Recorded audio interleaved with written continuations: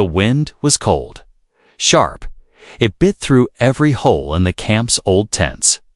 Ash floated in the air like black snow. Fires burned low. People moved slowly, too tired, too hungry to do anything fast. Ryan sat near a small fire, alone. His uniform was dirty. His face had stubble. A scar ran down his left cheek. He looked at the tin bowl in his hands. Inside, just half a ration brown mush with a few beans. It smelled bad, but it was food. The last food he had for the day, he sighed. Better than nothing, he muttered. Around him, other soldiers and survivors sat, ate, or stared at the ground.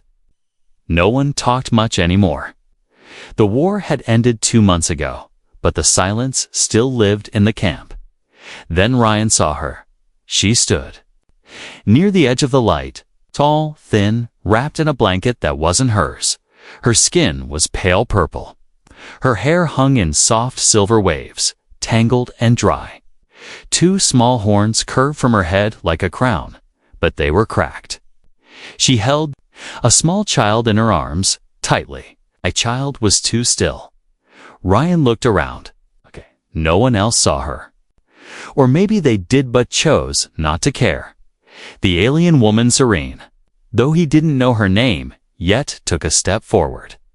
Just one. Her legs shook. Her eyes were wide. Not begging. Just tired.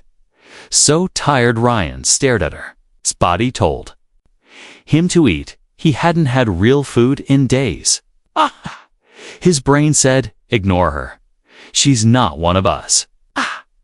But something deeper said, she has a child. The woman looked down at her baby, then back at Ryan. He stood slowly. Everyone nearby turned to look. He walked toward her. She didn't move. He stopped a few feet away. Ryan didn't speak. He just looked at the woman, then at the child. It was breathing, barely. T's skin was almost blue, mouth dry, no sound. He knelt down and placed his tin bowl on the ground between them. The woman looked at the bowl, then at Ryan. He nodded. At first, she didn't move. Then, carefully, she lowered the child to sit on her lap. She picked up the bowl with both hands. As if it were made of glass, she didn't eat. She gave the first bite to the child. The little one opened its mouth slowly, chewing like it had forgotten how. A soft sound came, a weak, but living sound. Only then did she eat the second spoonful. Ryan watched. Silent, she looked at him with eyes full of emotion, fear, pain, and something else. Tears filled her eyes, but they didn't fall. Then, without a word, she lowered her head low, very low, almost touching the dirt. A bow so deep it felt ancient. Ryan blinked. Hey, no need for that, he said softly. It's just food. She didn't understand his words, but she understood the kindness. He turned and walked back to his tent. The fire was dying. His stomach was still empty, but something inside him felt warm. Later that night, others whispered, "Did you see what he did? Gave his food to one of them. She's an enemy. She has a child that makes her dangerous." Ryan ignored them. He lay in his tent, cold and hungry, staring at the dark canvas above. His stomach growled. Still, he didn't regret it. Just before he fell asleep, he heard something, a soft sound. Footsteps outside his tent. He sat up slowly, reached for his knife, but stopped. A shadow passed outside the flap. Then silence. Then something placed gently at the entrance. He waited. Then pulled the flap open. A small glowing stone lay there, smooth with tiny carvings on its symbols he didn't know. It shimmered faintly like moonlight trapped in crystal. He looked around. No one was there. He held it in his hand. It was warm, and he felt something strange, like the stone was alive. The sun hadn't risen yet, but Ryan was already awake. The cold was stronger that morning. His breath came out in clouds. His stomach ached empty again, but he didn't move much. He just stared at the strange glowing stone on the ground in front of him. He had kept it close all night. It still gave off that soft, moonlight-like glow. It was warm, like skin. He couldn't explain it, but holding it made him feel calm, safe. Suddenly, a small sound outside made him sit up. Good footsteps, soft, light. Hesitant, he opened the flap of his tent. There she was, the alien mother. So stood just a few steps away, her arms around her child. Her silver hair was tied back now, though still messy. Her eyes met his and she lowered her head slowly. Ryan stepped outside. "You followed me?" he asked, though he knew she wouldn't understand his words. Serene pointed at his chest, then at her child, then at herself. Ryan frowned. What does that mean?" She took a step forward and reached into a small pouch tied to her side. She pulled out a new stone. This one was blue, shaped like a tear.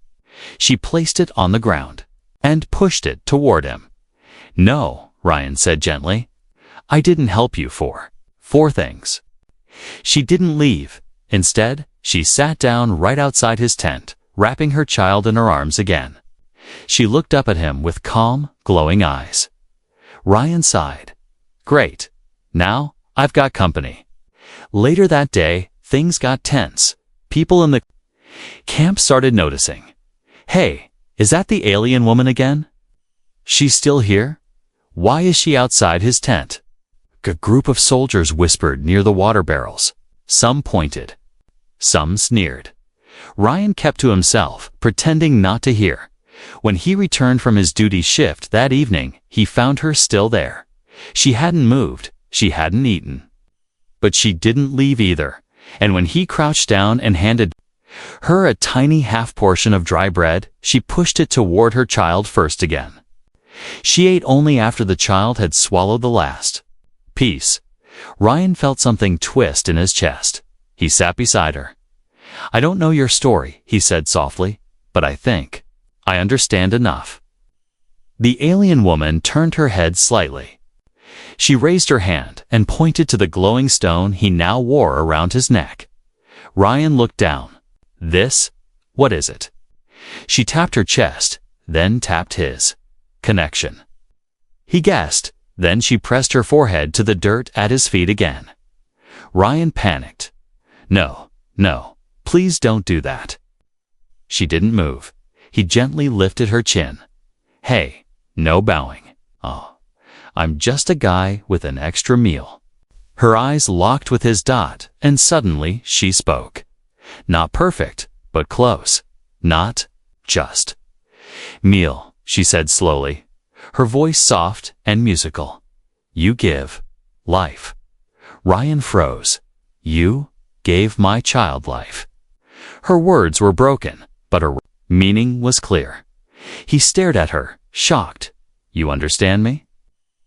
She nodded, slowly. "I learn. I listen," she said, struggling for words.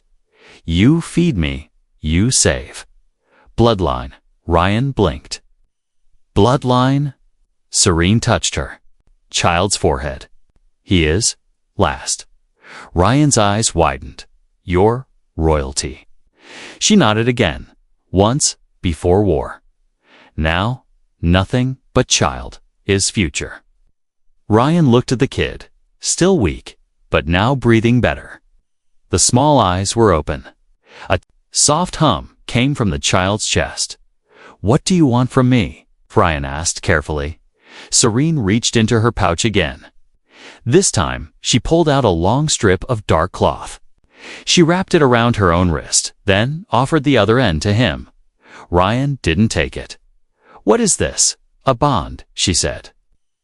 "My people, this is vow. A vow, yes, I owe life. I serve. Protect her." Ryan looked at her, confused. "No, that's not why I helped." She shook her head. "I serve." He stood up. "No, you don't owe me anything." But she stood, too. And repeated, this time stronger. I serve. That night, Ryan sat near the same fire from yesterday. This time, Serene sat beside him, holding her sleeping child. The camp was quiet, but eyes still watched. He looked at her. This is going to get me in trouble. She smiled faintly. Then, I protect. Ryan laughed once. You protect me. She didn't smile back. Yes. Then she leaned closer, reached out hand, gently tied the cloth band to his wrist. The bond was complete. Ryan didn't stop her this time. He just stared at the fire, wondering what he'd just agreed to. The morning started with stairs. Ryan didn't like stairs. As soon as he stepped out of his tent, he saw them two soldiers standing near the broken water tank, whispering to each other. Their eyes were on him. Then on her. Serene was sitting just beside his tent, holding her child. She wasn't hiding. She never did. Her silver hair shimmered in the sunlight, and the dark cloth tied between her wrist and Ryan's blew lightly in the breeze. It was visible. The bond, and people noticed. Hey Ryan, someone called from behind. It was Jenkins, another soldier, tired-eyed and always chewing on dried roots. You playing caretaker now? Ryan didn't answer. She's an alien, Jenkins said. Stepping closer, and you tied yourself to her. You know what people are saying, right? Ryan gave him a calm look. I don't care what they're saying. Jenkins leaned in. You should. Some think she's using you. Some think she's spying. She has a baby, Ryan said quietly. They're starving. That baby could grow up to kill us all. Ever think about that? Ryan's jaw tightened. Walk away, Jenkins. Jenkins stared at him for a second, then scoffed and walked off, muttering, suit yourself. Ryan turned and looked at Serene. She hadn't understood the words, but her eyes followed the tone. She gave Ryan a look, concerned, soft, but unafraid. He sat beside her. You're causing trouble, you know that. Serene tilted her head. I cause loyalty. He gave a small laugh. That's not the word people are using. She touched the cloth connecting them. You gave me food. Now, I give you name. Ryan blinked. Name. She nodded. Real name? Sacred. She placed her hand on her chest. Serene, daughter of Vihala, flame-bearer of the sky nest. Ryan raised his eyebrows. That's a lot of name. She smiled slightly. It is not for many. I give it to you, because you gave everything. Ryan didn't know what to say. That night, things went from whispers to warnings. While Ryan was away helping fix the camp's power lines, someone slashed open the side of his tent. Not just a cut, but a mark. An X, burned with acid spray. A message. Serene had seen them. 3 men, humans. She didn't run. Instead, she stood outside the tent until Ryan returned. She told him in broken English what happened. 3 men, 1 tall, 1 with red eye. They say, traitor. Ryan clenched his fists. Did they touch you? He asked. She shook her head. No, I scared them. He frowned. Scared them? How? Serene held up her hand. Fingers were marked, now glowing faintly with blue fire. Her kind had bioenergy. Rare but dangerous. I'm not weak, she said. Only hungry. Ryan sat down beside her. You used your power. She looked away. A little, not to harm, just worn. Ryan breathed slowly. They'll come back. I need to talk to the commander. She touched his shoulder. They fear me, but not because of fire. Because of you. He turned. Me. You broke law, she said. Their law. To help me. That scares them. I thought for a while. Then said, good. Let them be scared. But not everyone in camp was cruel. Later that week, an older medic named Ruth brought extra blankets. She placed them beside Serene and said gently, "For the child." Serene bowed her head. "Thank you." Ruth looked at Ryan. "She's different, quiet, not like the others from her race. I remember the old days, before the war. Her kind was peaceful." Ryan nodded. "I believe it." Ruth smiled. "Keep her safe, because if you don't, someone else will try to make her disappear." Ryan's eyes darkened. "They'll have to go through me." That night, something unexpected happened. The child, still small, still weak, began to hum. Soft, strange, but beautiful. Ryan sat up in bed. Serene turned quickly to her baby, eyes wide. "What's happening?" Ryan asked, worried. But Serene's face was filled with wonder. "He sings," she whispered. "It is first song." Ryan looked confused. "Your kind sings this young." She shook her head. "No, this is bloodline song. It only comes if he remembers who he is." The sound grew louder. It vibrated through the ground like a soft drumbeat. The stone Ryan had kept near him began to glow brighter. "What is this?" he asked. Serene answered in a soft, almost trembling voice. "It means the fire of his line is waking. He is no longer dying. He is becoming." Ryan felt a chill. This wasn't just a mother and child. This was something more. Something important. Ryan couldn't sleep. Not after what he'd just heard. The alien child's soft, glowing hum still echoed in his ears. It wasn't just a sound. Had feeling, it had power. It touched something deep inside him. Something that told him this was no ordinary child. He looked at Serene, who sat cross-legged near the fire. Eyes closed, hands glowing faintly in her lap. The baby now slept wrapped in layers of blankets, peaceful, quiet, safe.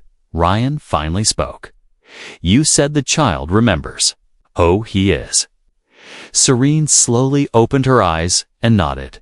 "He remembers blood. He remembers fire. His body wakes." Ryan leaned forward. "And what happens now?" She was silent for a moment. Then, in a careful, slow voice, she said, "Now, you must choose." Ryan raised an eyebrow. "Choose what?" Serene looked directly at him. "Our bond is not just kindness, not just respect. It is sacred law. Food, shelter, protection. These are old codes of my people. When you gave food, you gave more than you knew." He frowned. "I didn't know I was following a law." "You followed the heart," she said. "That is enough. But now, the law must follow you." Ryan rubbed his face. "You're talking in circles. What does this bond actually mean?" Assyrian stood up. Her posture was straighter now, stronger, in my people's code. If a warrior gives food to a mother with child without reward, he becomes guardian of the flame. Ryan blinked. Guardian of what? The child's spirit's future. His right to live and lead. You gave him life when no one else did. Now his fire answers to you. He has chosen you. Ryan stood up slowly. Wait, wait, wait, wait. You're saying this baby, this prince, or whatever just bonded to me? Serene nodded. Yes, the fire chose, and I must follow. Ryan took a step back. I didn't ask for this. You didn't need to, she said. The fire chooses the worthy. He looked at the child, then at the glowing stones in their hands. So what now? I become some kind of alien babysitter. No, Serene said softly. You become part of something greater. The next morning, things changed. Serene no longer sat outside the tent like a stranger. She stood tall, proud. Her head was covered in a woven shawl that shimmered in the light. Her eyes were sharp now, not scared, but watchful. The fire in her blood had returned. Her steps were quiet, but strong. People noticed. Jenkins and his group said nothing that morning. They just watched Dash uneasy. Ryan walked with her to the supply tent to ask for more food. He didn't hide her. He didn't whisper the young officer at the tent. Corporal Danvers looked confused. "She's still here?" he asked Ryan. Ryan nodded. "Yes, she's bonded under old code. She's not a threat." Danvers blinked. "Old code." Ryan leaned in. "She's nobility. Her child is important. You report to your commander if you want. But if something happens to her, you'll have more than me to answer to." Danvers paused and handed over to food packs. "No trouble. Just careful. Okay?" Ryan gave him a tight nod. "Always." That night, Ryan watched as Serene drew symbols in the dirt with a stick. "They are the old words," she said. "Sacred. My people forgot them in war, but I did not." She wrote 2 symbols and then looked up. "This one," she said, pointing to a curved swirl, "means fire. And this one?" Ryan asked. She pointed to a straight line that bent, at the top like a hook, "means choice." Ryan stared at it. "So, fire chooses." She nodded. "Always?" He leaned back. "Why do I feel like I'm in the middle of something much bigger than myself?" Serene looked at him with soft eyes. "Because you are." Later that night, when the camp was quiet, Serene spoke again. "There is something else," she said, voice almost a whisper. "Something I must ask." Ryan turned. "What is it?" She hesitated. "My people, they believe in deep bonds. When someone saves life, they are not just protector. They are sharer of fate." He frowned. "What does that mean?" She looked at the sleeping child, then back at him. "If something happens to me, you take my place." Ryan froze. "You're saying if you die, I raise your child?" She nodded. "That is the vow." Ryan stared into the fire.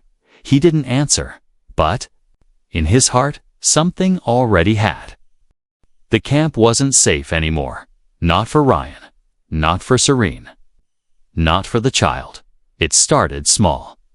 First, someone spilled water near Ryan's tent on purpose. Then came the missing rations. Then someone tried to kick over the fire where Serene warmed her baby's blanket. Ryan kept quiet at first, but that morning it became clear. He woke up to the sound of shouting, loud voices, angry voices. "Bring her out, Ryan." Ryan jumped up and ran out of his tent. A group of 5 men stood just outside. Jenkins was at the front, holding a steel pipe. "You hiding her in there again?" Jenkins shouted. "She's not hiding," Ryan said, stepping forward. "She's with me. She's an alien." Jenkins yelled. "You think we forgot what her kind did to us? My brother died in their fire raids." "She's not a soldier," Ryan said calmly. "She's a mother, and she's under protection." "Under your protection?" Jenkins laughed. "You think you're king now?" "I think I'm doing what's right." Another man behind Jenkins spat on the ground. "Maybe we teach you both a lesson." Ryan's eyes narrowed. "Try it." The men stepped forward. Then the air changed. A wave of heat passed over them, like the air before a storm. The ground trembled slightly, and from inside the tent came a low hum. The baby's hum, daughter rising, like a melody of wind and light. And then the tent flap opened. Serene stepped out. But she didn't look weak anymore. She wore a robe made from old cloth, stitched together by hand. Her eyes glowed faintly gold. Her hair shimmered with static energy. And around her wrists, glowing lines pulsed with soft blue fire. The child was silent in her arms, but his chest glowed. Dim and rhythmic, like a slow heartbeat. Jenkins stepped back. "What the hell is that?" Serene spoke, her voice steady. "Leave, now." She speaks our tongue. One of the men muttered. Better than you, Ryan said coldly. Serene raised her hand. A spark of energy flicked between her fingers, nothing dangerous yet, but full of warning. I do not fight, she said, but I protect. Jenkins looked at Ryan. This isn't over. No, Ryan replied. It's just beginning. The men turned and walked off, muttering threats. But they didn't attack. Not that time. That night, the camp was quiet. Too quiet. Ryan sat by the fire, cleaning his old knife. We can't stay here much longer. Serene sat nearby, holding her child close. Yes, the fear grows. They're not afraid of you, Ryan said. They're afraid of what you represent. Something they don't understand. She nodded. Old ways. Deep fire.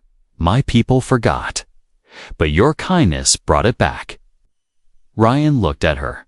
What does that mean? What exactly is this fire inside him?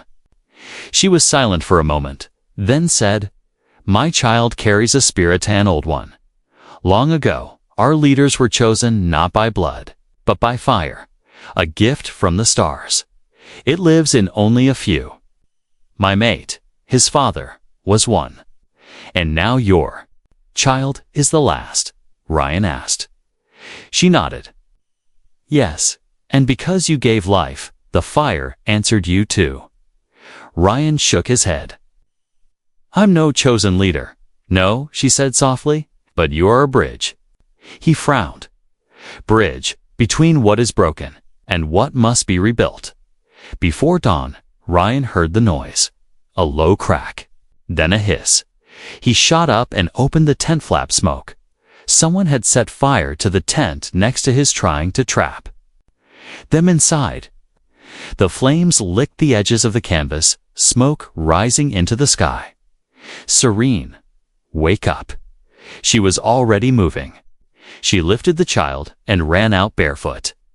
Ryan grabbed a blanket and beat the fire back, coughing as smoke stung his eyes. Other soldiers ran in, trying to help, but no one said a word. No one looked at him. Later, Ruth the medic came and treated Serene's foot. It had a burn. Ryan sat beside her, furious. They tried to kill you. They are afraid, Serene whispered, and fear makes cruel men. Ryan's fists clenched. I won't let them hurt you. She looked at him. Then we must leave. Soon. Where? He asked. There's nowhere safe out there. She opened her hand and revealed something. A tiny metal chip. A communicator. I sent a signal. To those who still remember my line, if they answer, we have a path. Ryan's eyes widened. Your people still live. Some, she said. Hidden, scattered, but loyal. Ryan nodded slowly. If they answer, she continued, you must come too. The fire chose you. You are not only protector now, you are part of the future. He didn't speak for a long time, then finally said, if this is what it takes to keep him safe, I'm in. Serene looked at her child, then at Ryan. She whispered, then you are more than human now. Ryan sat under the broken sky, sharpening his knife slowly with a piece of stone. The fire beside him was small, low, and almost out. Around him, the refugee camp slept in silence, but he knew it was only calm on the outside. Inside, tension was growing like poison. Serene sat a few feet away, wrapping her child tighter in her arms. Her eyes were half closed, but she was not sleeping. Neither of them could sleep anymore. The attack on their tent had changed everything. They were no longer just unwanted, they were targets. If they stayed even one more night, someone might try again. Ryan leaned closer to her. We leave tonight. Serene nodded, without hesitation. Yes, we must. Did your people respond? Ryan asked. She held up the metal chip. A green light blinked softly. They heard, they wait. but we must cross Shadow Ravine. Ryan frowned. That's 2 days from here. Past alien territory. That's suicide. She looked at him seriously. Not if we go silent. And not if we trust the flame. He sighed. I trust my feet, and I trust my knife. But that's all. The child stirred in her arms and let out a soft, strange hum. It was different this time, faster, like a warning dot. Serene froze. They're close. Ryan stood up quickly and scanned the darkness. Footsteps echoed softly. They're watching us again. He whispered. We leave now, she said. Ryan nodded and packed quickly. Only what they could carry. No sound. No light. They moved through the edge of the camp in silence, sticking close. To the shadows. Ryan held the knife tightly in one hand. Serene followed, baby in arms, her eyes glowing faintly in the dark. They reached the fence, just a few rows of broken metal poles with gaps. Wide enough to slip through. Suddenly, a voice called from behind. Stop. Ryan turned fast, heart pounding. It was Corporal Danvers, alone, rifle at his side. Eyes wide, but not angry. You're leaving? Danvers asked softly. Ryan nodded. We have no choice. Danvers looked at the child, then at Serene. He lowered his voice. I can stall the guards for 10 minutes. But after that, you're on your own. Ryan hesitated. Why help us? Danvers shrugged. I saw what she did for that kid, and I saw what you did. The others may be blind, but I'm not. Ryan stepped forward and gripped Danvers's shoulder. Thank you. Danvers nodded. Go. They ran through the night, past the fences. Across broken roads, through the dead grass and sharp rocks. Ryan's legs burned, but he didn't stop. The baby hummed softly, almost like a compass. Guiding them with sound, Serene led them through a narrow forest path. Her feet light, her movements quiet like wind. We take Old Trader route, she said. Is it safe? Ryan asked between breaths. No, she said. But better than open land. Hours passed by dawn. They reached the edge of the forest and saw its shadow ravine. It was wide, deep, a dark cut across the planet's surface. Thick mists floated from its depths. Sharp rocks lined both sides. This is it. Ryan asked. Serene nodded. Across this, we meet my kin. And how do we cross it? He said, looking down the steep path. She pointed to a thin, ancient bridge made of stone and metal rope. Swayed in the wind. Ryan's jaw tightened. That's your plan. She looked at him calmly. It holds. I crossed it long ago. Ryan looked at the child, then the bridge, then back. Let's pray it still holds. Halfway across the bridge, the wind picked up. It howled through the canyon, making the ropes creak and groan. Dust blew into Ryan's eyes.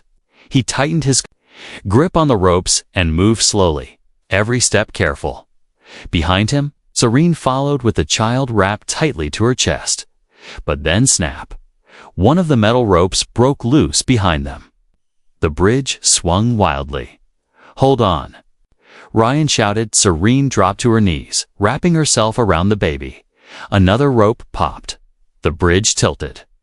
Go, he yelled, crawling forward as fast as he could. They reached the other side just as the bridge gave a final lurch. 1. Last rope snapped behind them. The entire middle section dropped into the mist below. Ryan collapsed on the ground, breathing hard. That was too close. Serene nodded, clutching the child tightly. We are safe, for now. A soft tone beeped on her communicator. Serene held it up. They are near. From the rocks ahead, 2 figures appeared tall, robed in deep red, with eyes glowing like firelight. They walked toward Serene and bowed. One of them looked at Ryan. You are the one who gave the flame life. Ryan stood. Slowly. I guess I am. The alien bowed deeply. Then you are not just protector. You are now part of the flame. Ryan looked at Serene. I don't know what that means. She smiled gently. You will. Ryan stood on the rocky ridge, the wind brushing through his hair. The twin suns were rising slowly behind the alien mountains, casting gold light across the sky. For a long moment, he just watched them. He never thought he'd come this far. He was just a tired soldier when it started a man with one meal and no plan. And now, he stood among alien nobles, next to a glowing child, bonded to a mother from another world. Behind him, Serene approached quietly. Her baby was asleep against her chest, wrapped in soft robes made by her people. Ryan glanced at her. So, what happens now? She looked calm. Now, you rest. You are safe. He gave a tired laugh. Safe. I don't even know what that means anymore. She sat beside him on a flat stone. The warmth of the morning sun touched their faces. For a while, neither spoke. Then she said softly, You gave more than food, Ryan. You gave hope. And the fire inside my son knows that. Ryan looked at the sleeping child. He's different. I felt it, ever since he started humming. Serene nodded. It carries what we call the heart flame. It is rare, passed by spirit, not blood. It's not even I knew it still existed. And now? Ryan asked. She took a slow breath. Now our people will follow him. They will build again. They will have a future. Ryan nodded slowly. But, she added, they must also protect him. And that is why I brought you here. Ryan turned to her. Me. You already have warriors, guardians, even elders. Why me? She placed a small carved box in his hands. Because he chose you. The fire chose you. Ryan opened the box slowly. Inside was a smooth crystal pendant. It pulsed gently like a heartbeat. What is this? It's called a soul stone, she said. When worn, it links the heart of the guardian to the child. He will feel your strength even when you are far. And you will feel when he's in danger. Ryan stared at it. This is real. Yes, Serene said. In our world, some bonds are more than blood. They are spirit. You gave him life. Now, this gift gives you part of his. Ryan didn't know what to say. He closed the box carefully and held it to his chest. Thank you. He whispered. Later that day, the alien camp welcomed them in full. Serene was greeted as royalty. She was offered robes, titles, and a private room. The baby was placed in a glowing pod that kept his warmth steady and his energy strong. Ryan was shown to his own. Quarters, a small hut made of smooth metal and glowing panels. But the inside was warm, clean, peaceful. He couldn't remember the last time he felt that. Still, something tugged at his chest. He wasn't one of them.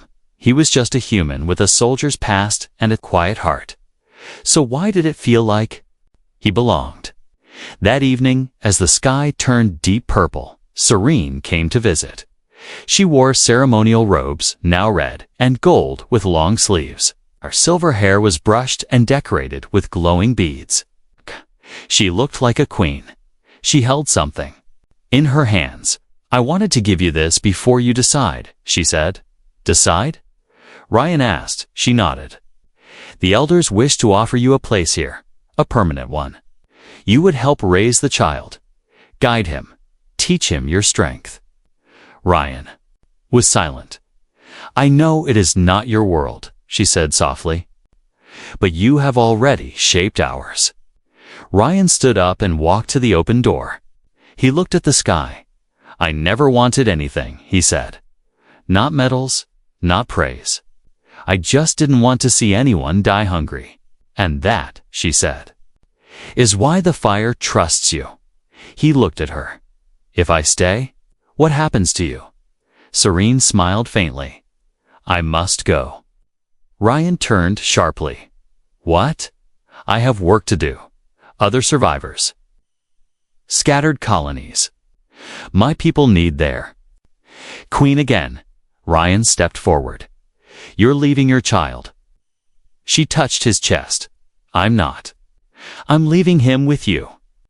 That is the only reason I can go. He looked away. But he needs you. He has me. In blood, in memory. In flame, she whispered. But now, he needs more.